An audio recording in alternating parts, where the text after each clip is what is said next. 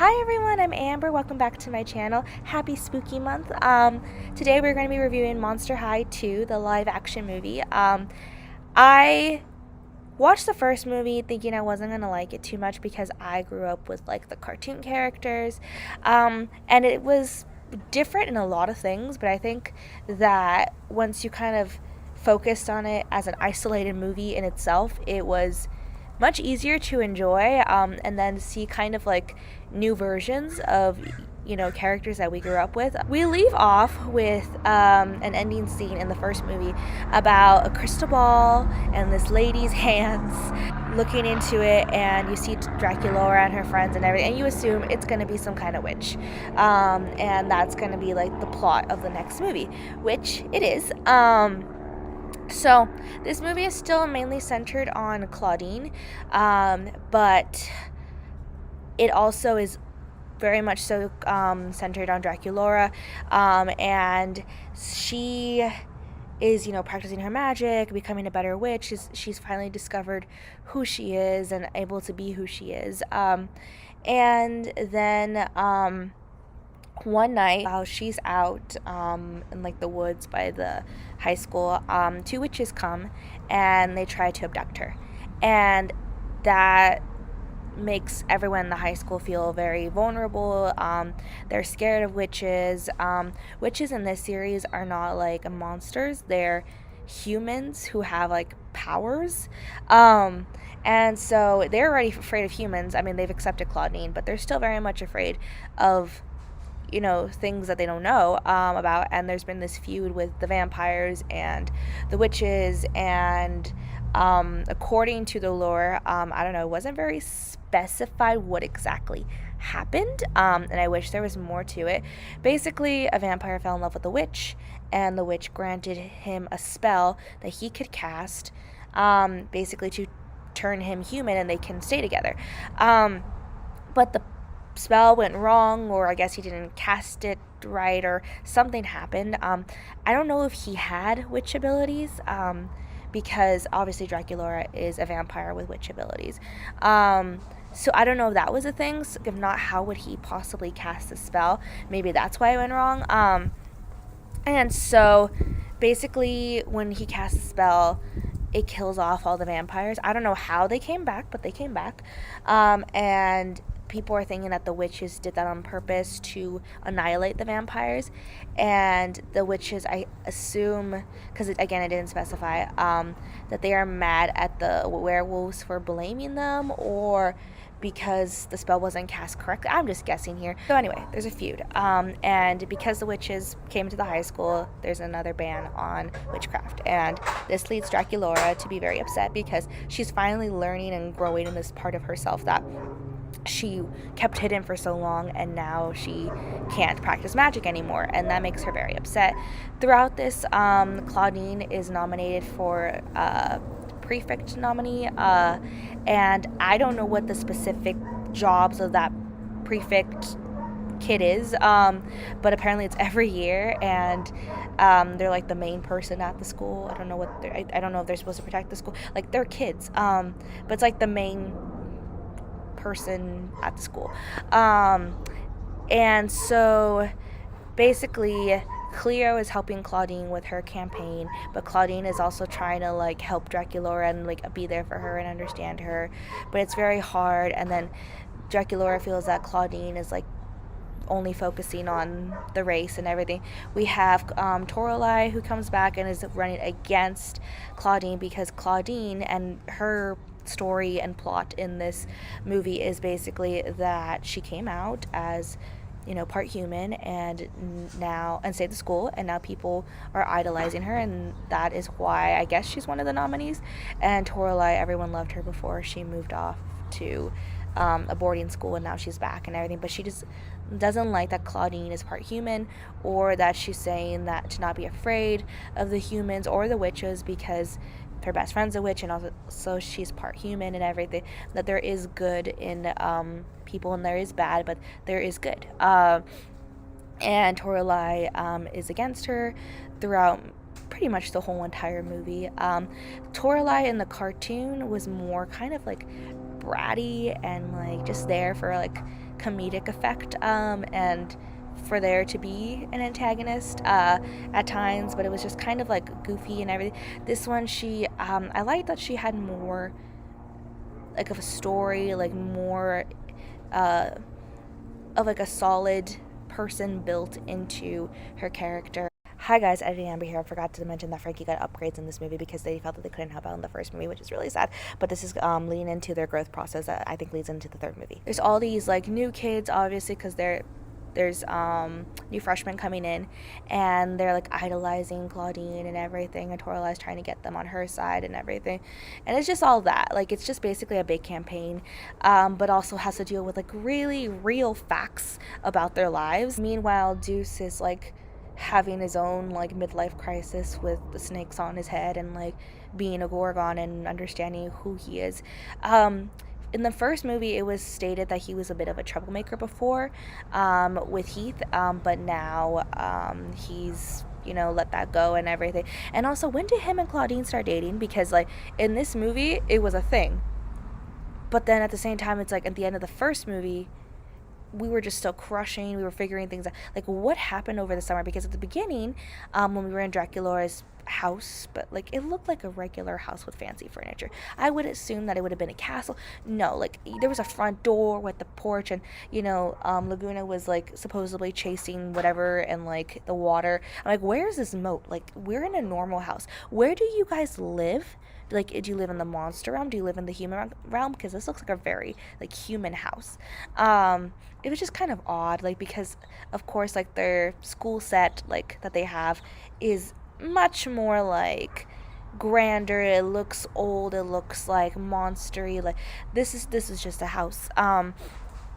And so Deuce is asking like, where's Claudine? Like, he hasn't seen her in a bit. They see each other and it's like, hi, and then you assume that, you know, they haven't seen each other all summer, you know, the crushing is going to continue. And no, after that, it's like they're in a relationship. They don't kiss until the end, but at the same time, it's like he's very much like, he like puts his arm around her. They like joke that they're together. And so I'm just like, when did this happen?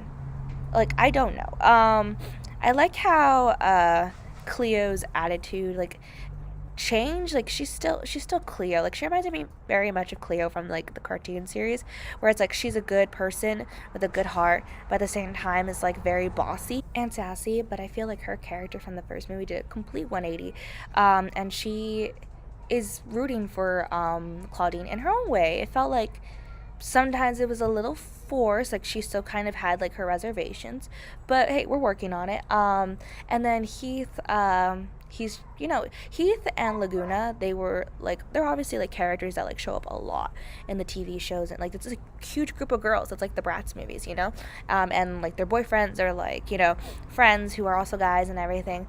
And the first movie, it was just mainly like the three girls and like a few of the other outside characters, and then there was like Cleo, and then there was like the teacher that turned evil and all that, but it was mainly centered on Claudine, and I like how there was like this group, like it felt like more of like the Monster High family. We had Heath, we had Laguna, we had Deuce, and then we had the three girls, and I think that four girls including Cleo. I think that was really nice because like it really made it feel more of a, like, they're not just background characters. We're using these characters, you know, they are part of the series for a reason, and we don't want them to just be background characters anymore. They have, you know, abilities and things to give to these movies.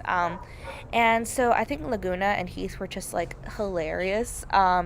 And you know, Deuce is Claudine's boyfriend, I mean, I think, and then like he's discovering himself too, so of course he has to be there. I don't understand what the whole like elemental, like obviously Heath has like fire powers. Laguna doesn't really have water powers. She mainly is just like, she lives in the water and like does Aquaman kind of stuff. I've never seen Laguna like have like water powers from what I can recall, but they were calling them the elementals, and they like opened up basically the prophecy thing, or whoever was gonna be the next prefect, you know, nominee or whatever. So I don't understand that, but okay. And also when they showed the shot of like all the students, there's like 20 students in that school. Like, if you like looked at, it's like a very small group of kids to be in that very big school. And even if you just had like, you know, extra people for filler or whatever, like maybe filmed it like in an auditorium. Like, no, they were just kind of there in like chairs and watching. I don't know what the budget was for this movie, but it just like for a school of monsters, that was very, very small. And because Claudine is half human, there's new students who are half human coming because Draculaura practices magic. There's other students who are monsters that practice magic. So we think. I mean, there's this other kid who he says he's a vampire and practices magic. Turns out he's the lady who's going to abduct Draculaura's son, and they were going to like blackmail Dracula. I don't know how, I don't know why. We need more. Why were you going to blackmail Dracula? Why did you think that? Because the mom wanted to capture her for her to say the spell to annihilate the vampires again. So this kid tells her that he's not actually a vampire, which I don't know like how he like got away with getting into the school. I think he was just like around, and also like they were saying that Draculaura was the only witch on school campus. I mean, I assumed because he came, there was other people that practice, witchcraft, and that's what he made it seem like, and that's what it seemed like because there was also half humans coming. But no, apparently he was the only witch, but I don't even know if he had like actual classes or he just kind of hung out in the woods, and Draculaura like saw him every once in a while. And so yeah, he tells her that he is a witch, he is not a vampire, and that his mom wants to talk to her to establish peace amongst the vampires and the witches. Draculaura agrees, and then they go, and basically she is a prisoner, but like they kind of like make it seem like she's just kind of like gonna speak to like the witch council or something, and then she's missing. There's like this doppelganger thing that like is pretending to be sick that she leaves in her place, and the group goes to like get her back because her dad's coming the next day because it's her birthday. She's gonna be 1600, and then she's like, no, I need to stay here and everything, and turns out she was being captured all along. Essentially, this lady wants her to say the spell, and it can only be a vampire on her 1600th birthday, which I don't know if the guy who fell in love with the witch was 1600, but he maybe that's why the spell went wrong. I don't know. You didn't specify this. The movie's not specified. I don't know. And she's like the only one that can say the spell. I mean, does it work because also she's a witch? Was that guy also a witch? I have no clue. And so she puts her in a cage with this like metal that apparently like is lethal to vampires. The crew comes back, tries to rescue her. The guy who is the lady's son uses his power to like freeze her. And then Claudine tries to get her out. She ends up like pulling apart the cage and everything, and I don't know to what extent this metal has to like get in contact with them to be lethal to them. Maybe because she's part human, she was able to last longer.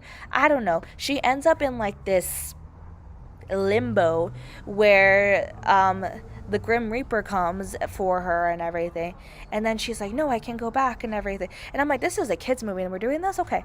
And basically somehow she wakes up, and Deuce is there, Frankie's there. Apparently Draculaura, once she was released, did some cool magic. Like I saw 5 seconds of it when she was just like, huh.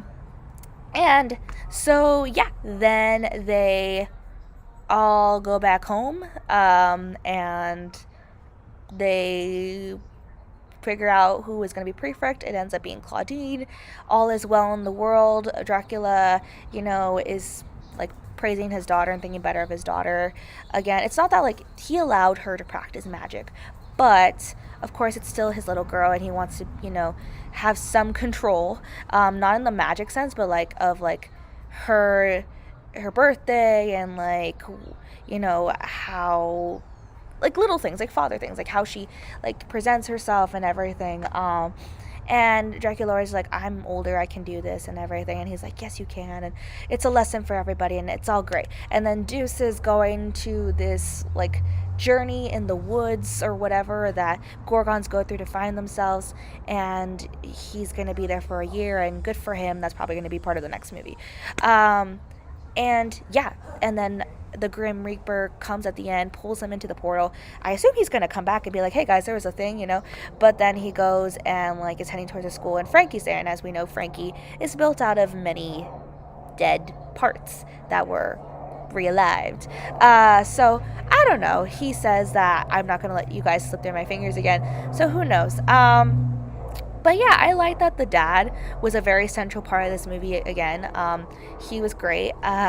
When they were putting on their hoodies and going into the human world, I was just like, you know what? Like, we are so in like the century of like people literally dress and look however they want that if you walked around like that, I'm pretty sure you wouldn't be judged. Like, it'd be fine. But I think it was really funny them going like incognito and everything. And yeah, there was just so many great elements. I don't know how the witch knew Dracula. She even like FaceTimed him and everything, and they were just kind of like they've known each other for a while. And then when Dracula comes to like collect her, she's like, "Hello, Dracula," and just kind of like there's some history here. I don't know what it is, but there's history here, and I would like to see it. But that's basically it for the movie. In terms of the songs, some felt very random. One was done in Bloodgood's office. Bloodgood was actually really nice and sweet in this movie. But yeah, one was done in her office, and like it ended, and Bloodgood's like enough, and they're like putting Toralei down, and I'm like, this is not weird for like, do we just okay? This looks like I like a music number when it makes it look like there wasn't a music number afterwards and people are just acting normal. This one looked like, oh, we're doing a music now. Oh, okay, no, just like it felt weird. It was weird. But yeah, and then Toralei at the end, helped them out. She was all cool with them, and yeah, that's it. That's my review. I really liked it. I recommend that you watch it. And yeah, thank you so much for watching. I hope to see you all soon. Bye.